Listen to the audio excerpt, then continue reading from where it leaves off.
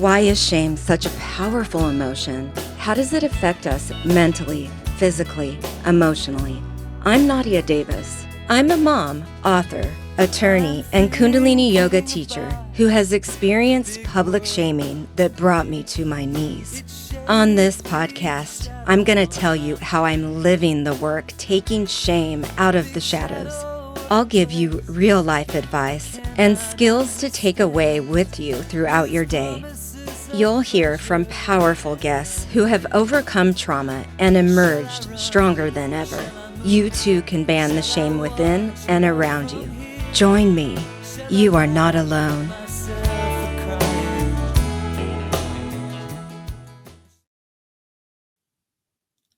I'm Nadia Davis, a mom, attorney, Kundalini yoga teacher, and author of Home is Within You, a memoir of recovery and redemption and a roadmap for all out of the choking grasp of shame. We all struggle. Every one of us has struggles, whether it be in relationships, finances, parenting, whatever it might be, mental health or addiction related. So why is it that it seems we live in a society and a mind that shames those struggles? And most importantly, why is it even important that we care about that? I believe that shame is the strongest emotion that separates us from our true selves and from each other, one of the strongest emotions. And we all deserve a safe place to share, cry, and be vulnerable. And I'm here to share that if you can't find that place outside you, there's a better place, and that is within you. I speak from a place of surviving public shaming on a scale that brought me to my knees. But more importantly, I let it prevent me from acknowledging and facing and finding the sources of shame that had already existed in me. I think the most important part of all of this podcast and the book is in chapter 2, where I explain the patterns of beliefs and behaviors that were set in place as a child that can provide a roadmap for anybody to reflect back and to see the basic kind of infrastructure that we all have when we enter adulthood. And for me personally, it was a 7-year long, arduous path journey to return to the truth within me. It included 12-step recovery, a lot of trauma therapy, and Kundalini yoga. It was truly in Kundalini yoga that I began to feel safe and calm within my body. And that eventually I even realized I am not a body nor the thoughts my mind makes. That is the title of chapter 2. It's Dear Son, you are not a body nor the thoughts your mind makes. What do I mean by that? Hopefully this will show you. Now, I met Priya Jain many years ago. Let's see, 7, 8 years ago. And she is a renowned, known, respected spiritual leader and mentor to many. And it occurred to me, she also has her story. We don't just come to this place of awareness. And what a wonderful thing it would be to dive into her journey in seeking the truth. And what I have read and seen is this core, like inherent curiosity, this inherent curiosity into like what is. And so I wanted to start from a place of, in growing up in the northern part of India, correct? Yes. And I remember reading the little girl that curiosity when you explained going to a neighbor's home and the photo was there. And and that really is that initial curiosity that anybody can tap into, that anybody can feed. And so from that and this connection that you had, there was a separation and then something happened that drove you back to that same curiosity as a little girl and evolved into what is now Seventh Chakra Yoga Institute of Spiritual Sciences and a wonderful place. So, Priya, tell me about the little girl in you. Hmm. It's been so long since I thought about her, but she exists in me all the time, operating and playing through me. So if I look back, I had the exact same curiosity as I do today. I think it's part of my soul. It's part of my soul's personality. But not all of us get the appropriate environment that nurtures that curiosity. So India, where I was born, is a land of a lot of traditions. The cultural tendencies are pretty much preset within the social economic structure. And so curiosity has its space, Hmm. but it's limited. So when I would So inquire culture about, limited. yeah, because it's set in Mm. its ways, it's Mhm. predetermined ideas of, Mm. let's say, if I was born and raised in a Jain family. Not everybody knows about Jainism, but Jainism is a religion that strongly believes in non-violence against any and all living creatures. Mm. And it's 1,000+ year old, Mhm. religion. But as that religion keeps getting handed down generation to generation, and nobody becomes curious about the original intent, it turns into tradition. And traditions are not usually explained, Interesting. they're simply handed down. They're meant to be taken on face value. This is who we are, this is what we do, therefore you do it. Right. So, part of my own curiosity and asking questions were usually met by the limitedness of a lack of curiosity in the people around me. They never Oh, yeah. questioned it. So, how could they provide answers to me? So that curiosity kind of remained inward inside. And talk about shame, as I was listening to your beautiful words about shame. And I don't think we can define it necessarily as shame, but you start to feel awkward. I think that's what shame begins as, feeling awkward and not Mm. fitting in.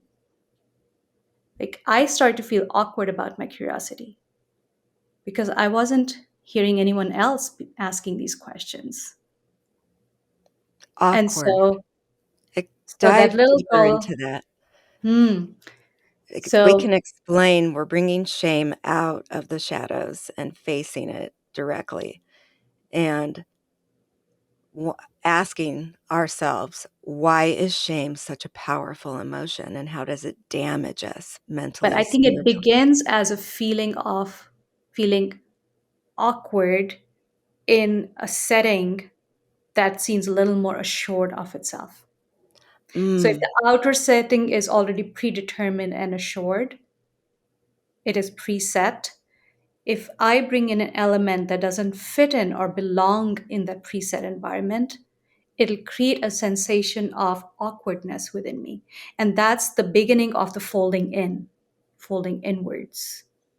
of separateness, would you say? Separateness, like, yeah, stepping, like feeling that I don't belong in this. And that is the beginning of shame. Shaming, How the did goal that of feel shaming is in pushing somebody you? out. Sorry, say that How did again. that awkwardness feel like at your core? Do you remember that as a little Oh girl? yeah. I can feel that if I recall that moment or those times growing up, because it didn't just end there. It followed me throughout my early adulthood life and then the middle life, if I may say so, until I found and acknowledged that the only person who can really quench the thirst of the answers I'm looking for is me. Do you believe, or how did the ego mind's operation for the need to understand, to identify, to associate with any one of the practices that you were exposed to, did how did that part of our mental functioning um, send messages, or what kinds of thoughts were, this doesn't feel right? Um, Mm. and was it the functioning of our ego mind and not being aware that it is seeking that validation? Mm. Part of it, reflecting back. Now, the good news is that my parents weren't rigid in any of those structures. Hmm. So think about they were treading into religiousness or spirituality, but with an arm's length. So nothing was forced on me, The Jane except way. except the vegetarianism. That's the only way I knew because that's how we were raised. But Hmm. I did have my curiosity, and wherever I would go, whether my grandmother would take me to meet all these Jain, you can call them priests, and I would just sit next to her and observe their conversations. And still the curiosity was there. And I found one person who was actually very, very encouraging of that curiosity. But I didn't get to hang out with that priest too long. They moved away. But most of my observation was that people came to these so-called religious gatherings not for the spiritual. I didn't even understand what spirituality was. Like there was nothing real in those conversations. It was more about social bantering. Mm. And that kind of edged on gossiping. And so I withdrew from that. So to me, that's not the place I want to be. Oh, interesting. And obviously, like any other teenager, once we come into our teenage years, all of that stuff is pretty uncool. So stepping away from that, but the curiosity and observation about looking for things that don't belong were strong in me. For example, Mm. if we would go to get the blessing of the priest or go to a temple, a Hindu temple, I would go everywhere with my friends and everything. I would always be observant of what is it that doesn't feel true or right in the space. S- Was that part of the awkwardness feeling later, kind of a deeper understanding of it? Or were they two kind of Two two separate separate things. The things? awkwardness became just my own, a secret space within me. Okay. The Because subtle I would find separation. that when I would express that curiosity, for which most of the time I didn't even have vocabulary for, when I would try to express it, I would, the gazes that would fall upon me looked like, what's wrong with you? Okay. That's shame right on. Why can't you just be normal? Follow the protocol that we have been doing, everybody's been doing for generations, and you will be fine. That's the promise we're all made, aren't, isn't it? But each of So our right souls is then and unique. there, in that Mhm. feeling and hearing that, or interpreting that, both probably, Yes. that's where the fears and the judgments of self and others and all of that can come up.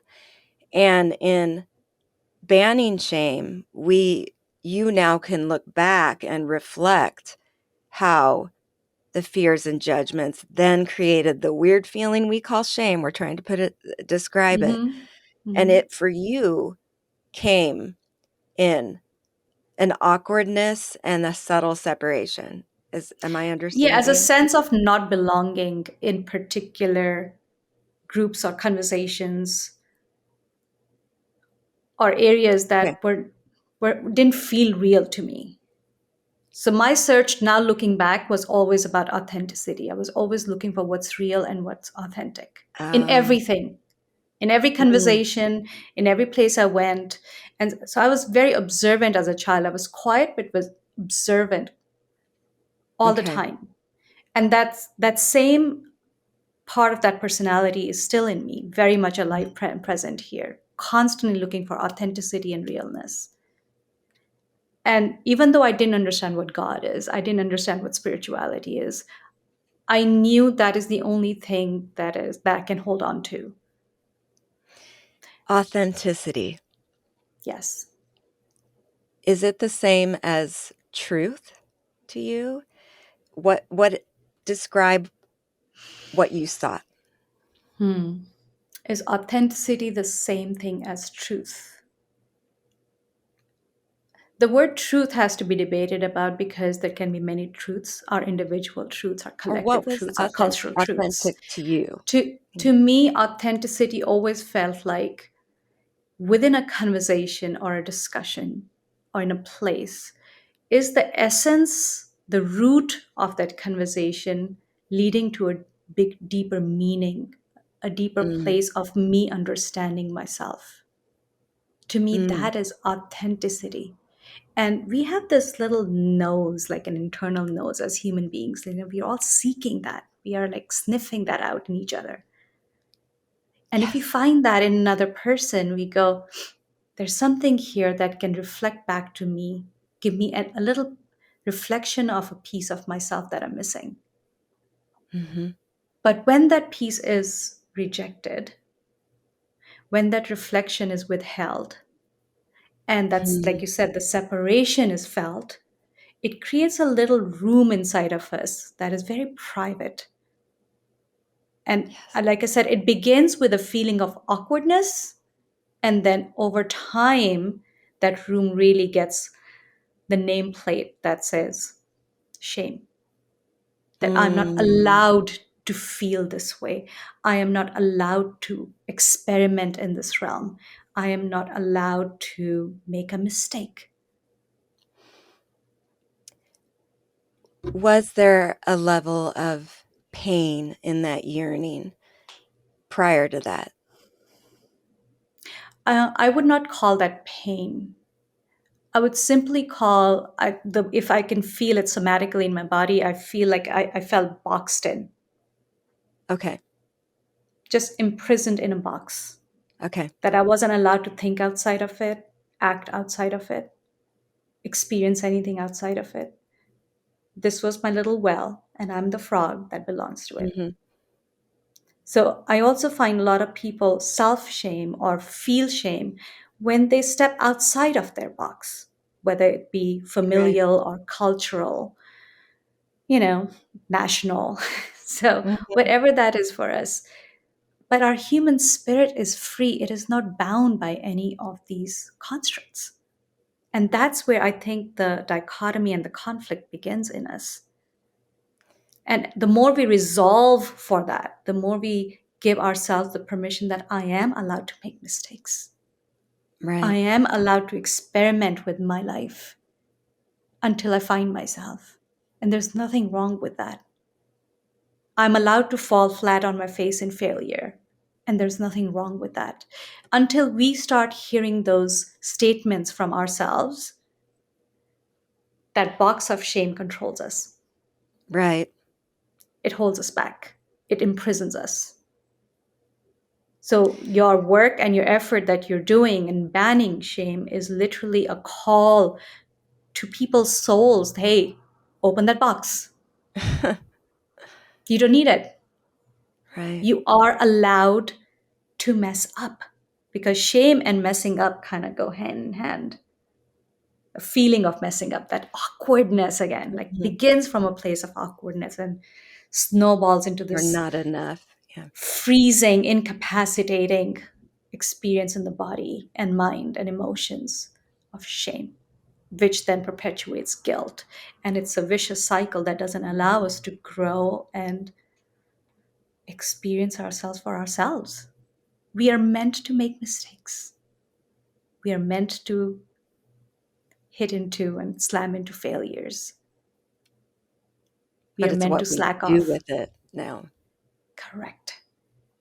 So we ourselves are the prisoners, and we ourselves are the jailers, and we ourselves hold the key. Right. It's all us, no matter what the outside world is doing or not doing. Okay. From that curiosity and then the longing for authenticity as a little girl and feeling the awkwardness, and separation. How did that I see it as a truth within you, the calling, the longing for authenticity was calling you back, was to stay within your truth. Mhm. How then was that kept within you? I don't know if it was the power of sound, if it was, I think you were 13 Mm. when the longing increased more and you sought more. Can you explain that part? Mm. Like I said, the longing was always there. But when I Mm, came across Guru Nanak again, okay. just the authenticity and the truthfulness that I felt in him and his spirit kind of woke that up again in me. Mm, But I was a teenager, I was stepping into teenage years. And now, mhm, again, a conflict arises, this thing that I yearn to explore and that mhm. which I should be exploring are two different things. The hormones are raging, the interest in boys is increasing, and wanting to fit in is huge as a teenager. It's a Right. natural process versus the authenticity of the soul. So I kept that authenticity and my seeking and my connection to that space, like in a very private space within me. Mhm. I could do that in my own hours when I was alone or could listen to something, but it stayed with me as a very, very private part, dimension of And myself. always there. But it was always there. Okay. And my need to fit in into the world, to get validation from the world, obviously took the surface Overcome the priority. awkwardness. Yeah, so my ego was invested now in getting to be seen by my friends, getting to fitting into friendships or society or culture or proving myself through my academics or whatever that was. Mhm, However, I sought an identity for myself mhm. as a daughter or as a friend or, all the roles that we play. So, but that part of me remained. It remained in that sacred chamber. It just never got answers. I was still looking. The observation continued. Mhm. And so it But wasn't until my first Kundalini class and that experience that I'm like, oh, what is this? There weren't direct answers, but it was an experience that got evoked inside my body and my mhm, mind that I felt here is something. And I again had no words to explain it, but I just felt that there's something here. There's something here that I've been seeking, but I don't know what it is. So I'm going to explore it. That's when I jumped into teacher training after taking just 2 classes in Kundalini Yoga. That's what got me into it. And that then mm, became my bedrock. It's like that's my solid space from where now I can just start exploring. And in any of these explorations, we come across a lot of like minefields of exploitations or things that want to capture you or hook you or get you subscribed to a certain way of thinking.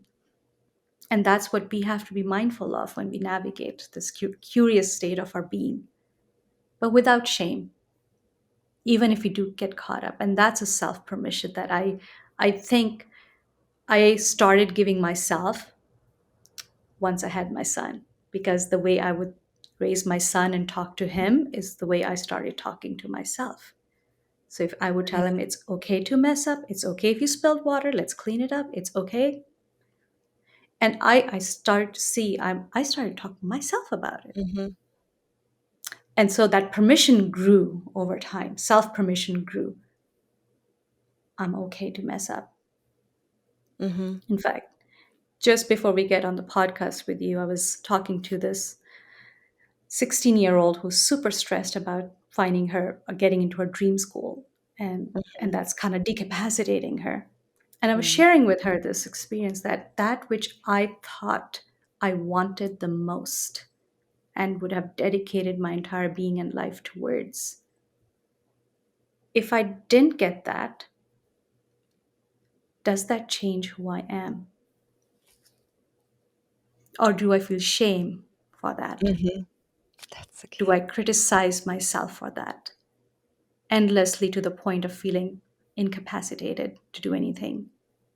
And we can't Who get am to the I? question of, does this change my true self? Often when the shame is there. Yes. And in that moment, um, with the girl, how did you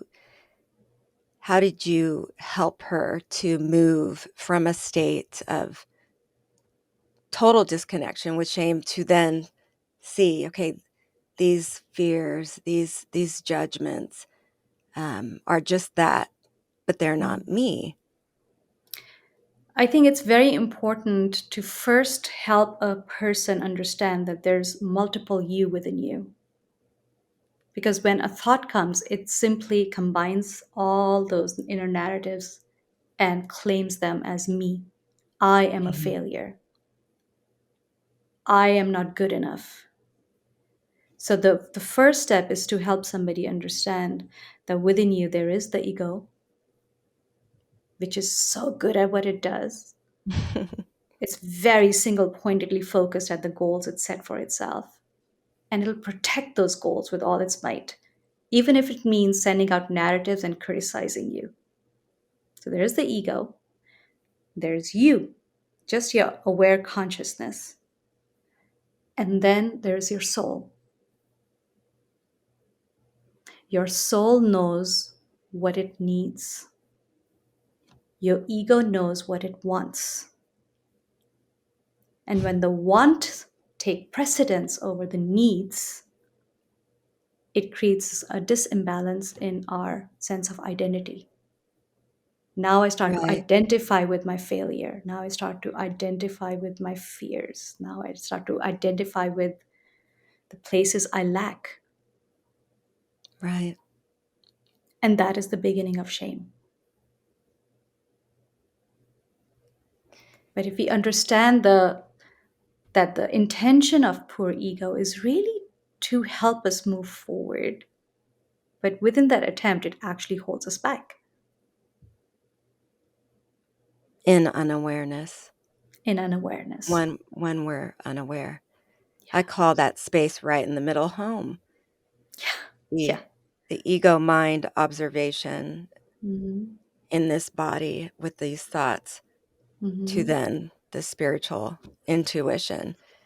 Yes. As you've helped me understand so much, we often think in these, black and white ways, Hmm. and if we are souls in a body with thoughts, like where's the landing in the middle? Yes. Yes. And that can So it's be the very, home. exactly. So it's so important to first distinguish between these parts of us Mhm. and not just take on one aspect of the narrative and identify that's me. Or think they're gonna always be merged, Yeah. But to know, here's my ego and literally. that's what it's telling me. Let me listen to Mhm. it. Like, and so the simplest way I could help a 16-year-old understand was in her own lingo. Like, think of your inbox, your email inbox. All of your emotions are sending you messages, constant messages. It's Mm. bombarded. But a lot of these messages are just fishing for your attention, but they really have no value to your real self. That's But do you beautiful. can you go through your inbox each day and then put them, separate those messages out into separate folders, ones that need to be deleted, that you can tell they're just fishing for your attention. Don't subscribe to them. But there's Mhm. some messages that your emotions are bringing to you that are actually real, that are wanting you to pay attention to certain things or relax into other things. But each one of your emotions is really a messenger. But cleaning out that inbox every day is important. Organizing it is important. Otherwise, it gets so filled up. So, what I was dealing with that teenager, her inbox was so filled up that she had no way of expressing that overwhelm except crying. So, she was Mhm. constantly crying. Mm. That anxiety was building, which then brought up those messages of shame Right, or guilt. exactly. Am I doing enough? I'm not doing enough.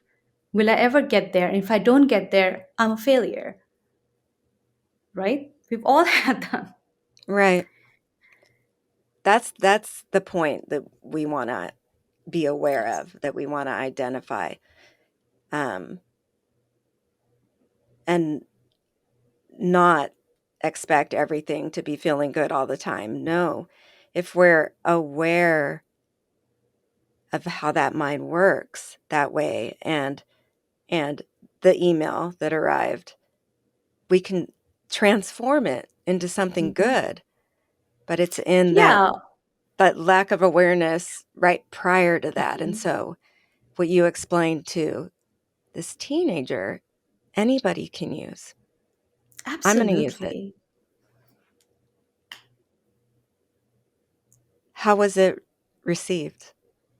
Oh, beautifully. I could see her face soften. I could feel her breathing again. Mhm. So I could tell. And once I checked in with her, it's like, yes, but I feel this like a rock at my chest. That fear can create that lock at the chest, that narrative of the ego, the messages of the ego that's so deliberate in just following its goal without really checking in with the home within. Like, is Mhm, that where I'm meant to be? It mhm. just sets a goal for you, and then you put all your resources into that. So that closes the heart. And so that's what she felt. And she felt that softened, and she could feel her heart again. And she could breathe, and she could move her belly a little more. And so we set her up with an exercise to do. And we're going to meet back again in 2 weeks and see how she's Okay. doing. So I have another question, and Mhm. it kind of goes back in time, and that is the turning point later in life when all the outside, the career, the marriage, the all of that Mm. just kind of came crumbling down. There was a point where that curiosity, that longing for authenticity or that commitment to it, Yes. uh, just was a truth that revealed itself that much more, or knowing it was always there. But what was that point of, I need to go back to this? Or I know you said Kundalini yoga, um, but describe that point, which I think many people kind of linger in their whole life, Yeah. not seeking the answer to the unanswered question. Yeah. How did that happen for you? So this little, like I said, this private little space that I had within me of curiosity, of seeking for authenticity, took a backseat to following through on the rules of culture, of society. So got married, have a kid, work hard, have a Mhm. career. Check, check, check, check, check.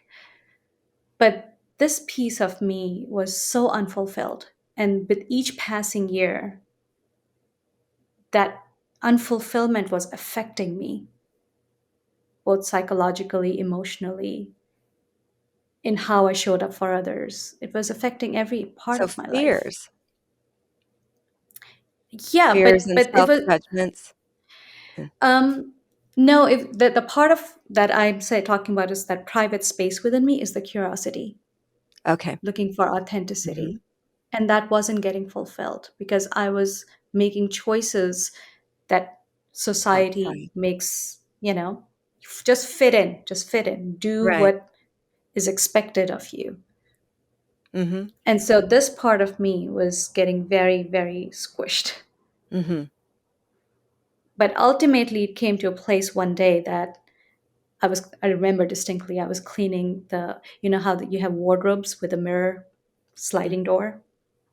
I remember I was cleaning that mirror and I just caught a glimpse of my own eyes and it scared me. And I Wow. felt the light in my eyes was almost gone. I couldn't recognize myself. I didn't feel innocence in me. I feel like I'm a ghost. And that Mm. moment was almost like it woke something up in me in defiance to everything I had set up as structure within my life that did not feel authentic. It felt good to other people. From the Right. outside, everything was perfect, but from the inside, it was empty. And so I found through that time, there was a lot of self work, lots was happening during that time, kind of culminating into this big pressure cooker. And I Mhm. found that the one ingredient that was missing for me in my curiosity and seeking what I was seeking was courage. Mm. I wasn't able to exercise courage to speak what I need, to follow through on what I wanted. So I was simply accommodating others constantly while Mm. disapproving myself. And now that I had set those patterns, if I wasn't accommodating others, I was shamed for not doing that. You see, we Yeah. ourselves set those patterns and then get shamed back when we try to break them. Mhm. You know? Right. And and I have that again, a very distinct moment of realization, almost like an instruction that came in from my inner teacher that said, in this lifetime, your goal is mastering courage. Mastering. Courage. You have Okay. to master courage, or you will keep repeating this over and over again. Mhm. And The that courage. was where I changed. I started to step into things I wasn't allowed to do. That's kind of like the space and energy I lived in my marriage. To defy that and say, no, I'm going to do a teacher training for myself. This is where I find peace.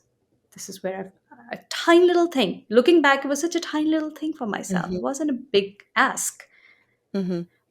but even that wasn't being allowed. That was Because the if I pushback. find myself, I think somewhere quietly we all know if the person we love finds themselves, they might not need us anymore. Mhm. And I see that happening in so many people's lives who come to us, especially if there's a spousal dynamic. There's always this insecurity. If this other finds themselves, then that would change how much they would need me. Right. So the shaming began again. Who do you think you are? Why do you need this? Why can't you be normal? Right? So all those outer narratives began the shame, and the shame is what puts us back into that prison. In that room, right. And that bout of just that instruction from my soul, you need to master courage, was the thing that got me to actually implode my marriage, my way of living, my perfect life. It literally was something that was brewing inside. You And so couldn't the ignore it whole thing anymore. exploded. No. So I defied everything that I was expected to be. And it was a tumultuous time for a couple of years, but it's always has to be like that, because Mhm. until we don't disrupt the whole thing, then we don't know how to put the pieces back together in a way that reflects back to us who we are. That's And authentic. that's authentic. And so that's where the seeking began. And the whole thing, that the way I've lived since then, I live in a way of experimentation not structure that is defined by anyone. It is my experiment with life. And I think for each of us as souls, we are all meant to have that experiment of life. So shaming is the thing that bans that experimentation. Right. It says you are not allowed to have your life. Hmm. You're not allowed, like I said, Feel it part of the all. experiment is making mistakes, part of the experiment is encountering failure, Right. sometimes over and over again. So when somebody tells us you're not allowed that and you're horrible because of that, shame has entered. Exactly. And we are now being pushed into that prison cell where we can't breathe. The point of transforming it is was for me personally was seeing the root of the fears and what I'm hearing in your experience, the root of the judgments Mhm, that were being projected and everything mhm, that it stirred up within you. mhm. That can be recognized. And when that is recognized, then it can be transformed into saying, what is this truth that's always been there, that's been calling me? Yeah. And so the grace enters, Yes. not the anger or the blame or the projection Exactly. for what we created, but the way that you've described your journey is there was so much grace in having and building the courage and practicing Yes. it. Yes. And it's only then when I realized that all the people that I was provided in this life Mhm. as opposition, as people who were judging me or holding me back or telling me I'm not allowed, were actually the weights I needed to build that muscle. And I'm grateful for them all now. Really, truly am. And we can say in that cliche mode, they were my teachers, but Mhm. they were the opposition that allowed me to build the strength over and over, to practice that courage over and over and over again. Where now it's For your just soul's journey, for my soul's journey. And in their perspective, that's all they know. right? And that's always the dilemma of somebody who is starting to explore their spirit. They will always come against the structures of the collective consciousness. Where what I'm saying is, it's okay because that obstruction is helping you or providing you the opportunity to practice that skill of courage. Because courage is the only thing that allows us to break through that prison door, like just knock it down. Without courage, we can't do that because we are ourselves the prison, the prisoner, the key to the prison. It's all us, ultimately. So the courage is the only thing that just slams that door down and goes, I refuse to be in there. Refuse to be in there. And the heart opens in that That's acknowledgement. beautiful. So I heard curiosity and courage And are tied allowance. into one. And what? Allow Allowance. yourself to be as you are. And when that phase and Allowance. stage of your life is over, you're done with that experience, you will move forward. So, as you can see in a lot of areas of life, whether with addiction or something, there's relapses over and over again. And people say, why don't you just learn from it and don't do it again? There But hasn't been it's the not as diving in. simple. Exactly. And So, shame most that, often has prevented yes. So, the that. permission I give to some of my clients is, if this is the phase you want to roll in for a while, give yourself full permission to do it, but do it with full awareness. Take ownership of these actions. And you Courageous will, curiosity. Mhm. And then allowance. Because when you And take allow. ownership of your actions, that is literally the catalyst for change. Hmm. That's it. It's actually quite simple. There's no authority outside of us. And that is perfect because it's choosing love. We have a choice every day between love and fear or judgment. Hmm. And love is the voice of the soul, of truth, of our authentic selves. Fear and judgment is our mind that's survivalist in nature and that separates us. And so, what you said right now, that just by keeping that simple thought in our head, that everything, that I have a choice, love or fear and judgment. You chose love. You chose love, which is the step to allowance, the Yeah, step to but self-forgiveness, self-compassion. right. But I find love is a very interesting word or Mhm. ineffective word to use in that moment, because when we are in that state of judgment and shame, we can't experience love. Right? So we don't know how to choose it. But love is actually not a singular thing. It's a box that has many ingredients in it. Like curiosity is one of them, Okay. courage is one of them, allowances is one of them, patience is one of them, Okay. self trust. So, whichever ingredient you're able to Honesty. exercise in that moment, Okay. exercise it and you will be accessing love. But I find that telling somebody in that Eventually. state to pick love is impossible because they can't experience it. You're right. But once they you can give them a different thread to hold on to, which is part of love. And the steps are the courageous Yes. curiosity, Yeah. Be but then curious about yourself.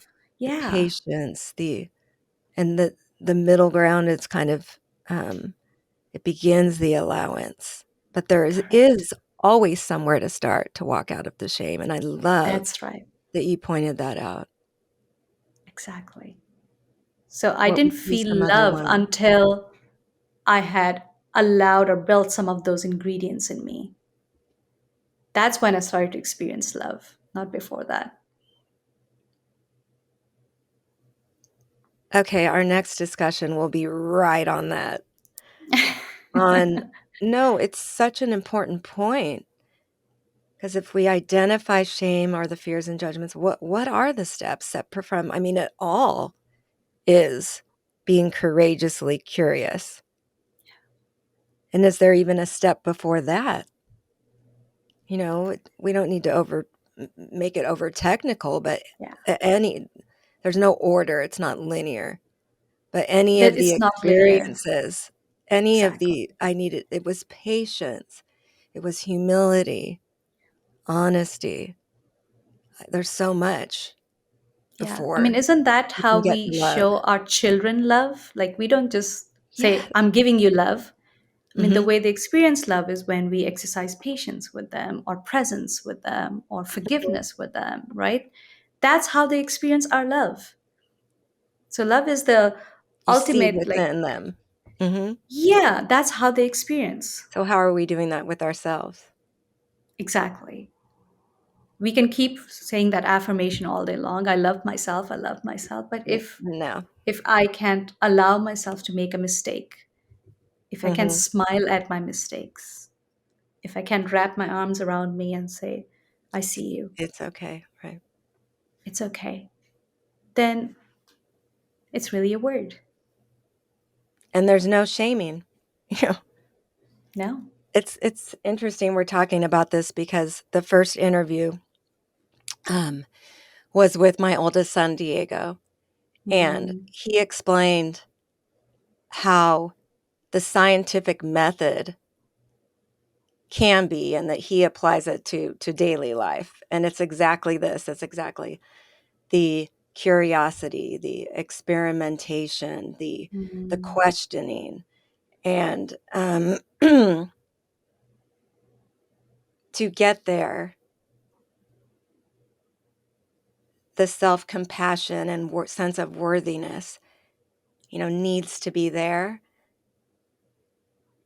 And it can bring up all sorts of other ways that we as parents can empower our little ones with like things like healthy attachment, Mm-hmm. Mm-hmm. things that are like, yes, seeing beyond the behavior to their feelings and trying to see within them. Mm-hmm. For him, I don't believe that was possible until he felt both from parents, but also within himself to parent his own boy. And that's where I mean, like, self-compassion or love Right. within can come at some point to further feed the scientific method or the curiosity to dive in to ourselves and truths more. So next time, we're going to dive right into that. Going to Sounds dive good. right into maybe explaining a moment as a kid and that separation, that awkwardness, and then the process of curiosity and the steps it takes to get to that love. That's a lot to cover, but it's taking it out of the shadows. It's taking it out of the shadows, which is what we want to do. That's it. And you're doing such a great job with that. Thank you. No, thank you so much, Priya. I think the mantra takeaway is definitely that you are not a body, nor the thoughts your mind makes. And today, hopefully, you heard some steps to get you there to that truth. Thank you so, so much. It is Thank you truly a so much. pleasure. The These outgoing discussions are song. beautiful. Mhm. No, you're amazing. And so to be continued, everybody, to be continued. Thank you so much for all the work you do. It is truly a pleasure because it's a curiosity. That's all it is. Right. So be curious and check out Seventh Chakra Yoga Institute of Spiritual Sciences.